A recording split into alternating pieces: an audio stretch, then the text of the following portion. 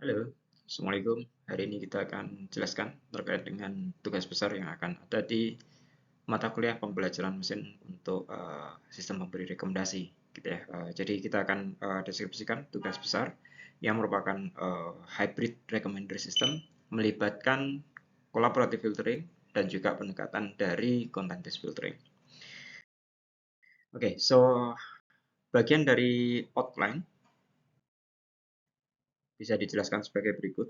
Yang pertama adalah dataset, terus kemudian task yang harus teman-teman akan kerjakan, report dan collection, ini nanti akan menjadi apa yang perlu teman-teman laporkan, seperti itu.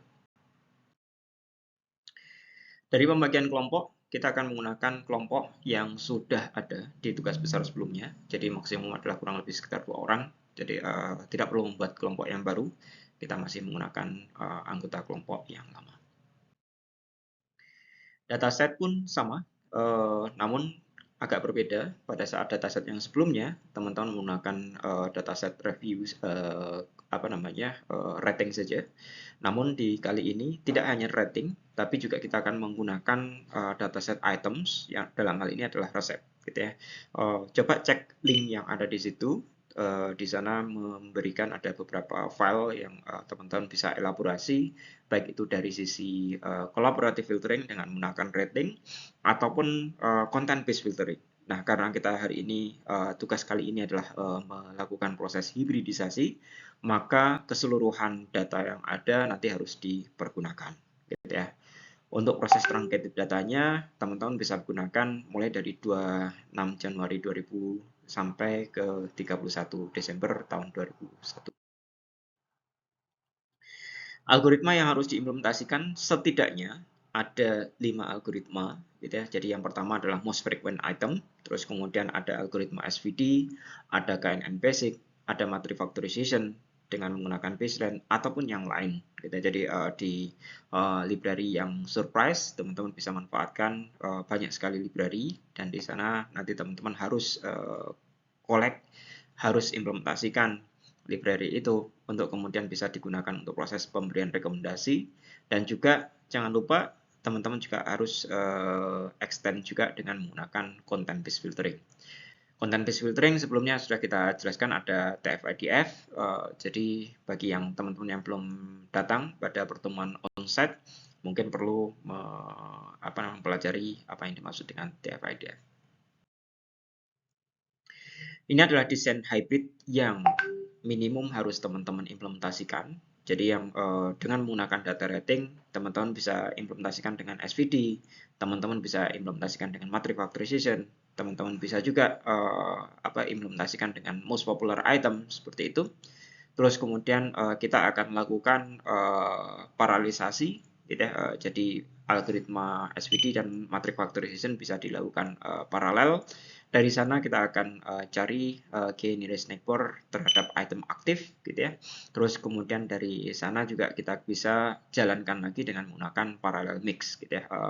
Paralel yang pertama adalah weighted, pembobotan antara SVD dan juga matrix factorization. Tolong dilakukan dengan pencarian parameter-parameter yang paling bagus untuk SVD, parameter-parameter yang bagus untuk matrix factorization, terus kemudian parameter yang cocok untuk parallel weighted seperti apa, gitu ya. Apakah berapa bobot untuk SVD, berapa bobot untuk matrix factorization, untuk kemudian kita berikan top end recommendation dari rating. Terus kemudian dari sana kita akan mixkan atau joinkan dengan algoritma yang lain, dalam hal ini adalah most popular dan juga content based filtering, seperti itu. Dan algoritma content based filtering yang kita gunakan kali ini pada tugas besar kali ini adalah TF-IDF, untuk kemudian rekomendasinya akan diberikan kepada seorang user aktif. Jadi query-nya adalah berdasarkan user aktif. Teman-teman bisa manfaatkan library surprise, gitu ya. Jadi di sana ada surpriselib.com. Saya yakin teman-teman sebelumnya sudah mengimplementasikan algoritma matrix factorization, dan kali ini kita akan bisa gunakan untuk memberikan top end recommendation. Dari sana kalau teman-teman sudah implementasikan dengan menggunakan Jupyter Notebook ataupun Google Collaboratory, nanti beberapa report and collection harus teman-teman sampaikan, gitu ya. Apa yang harus disampaikan? Yang pertama adalah teman-teman harus mendokumentasikan pada kode sumber bagaimana preprocessing itu akan dijalankan. Contoh misalkan apakah rating dilakukan normalisasi ataupun tidak.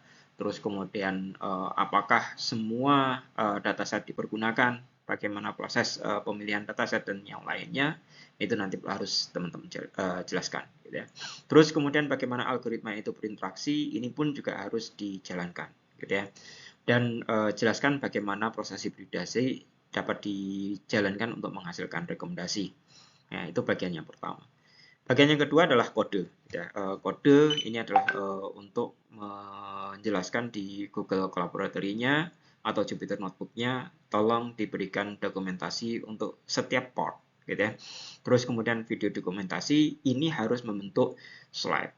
Nah, warning, ya, warningnya adalah untuk di bagian video presentasi ini tidak boleh menampilkan potongan kode.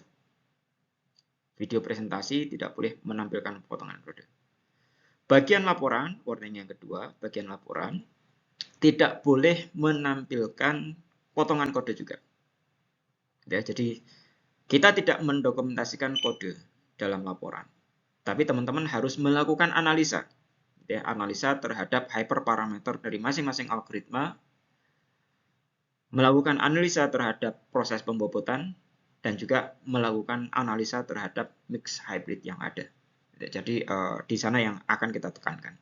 Ya, tolong bisa dibuatkan untuk laporan. Formatnya adalah format jurnal atau paper, laporan paper, mulai dari introduction, terus kemudian penjelasan dari masing-masing algoritma, analisa dari hasil yang ada, dan juga kesimpulan yang ditarik dengan format jurnal kurang lebih sekitar 4 halaman. Gitu ya. Jadi kita butuh hanya 4 halaman saja di sana, dan tentunya ada landasan teori dan juga yang lain itu nanti harus teman-teman tambahkan. Gitu ya. Pengumpulannya semuanya akan dikumpulkan menjadi satu buah zip laporan, gitu ya, kode dan juga link video, gitu ya.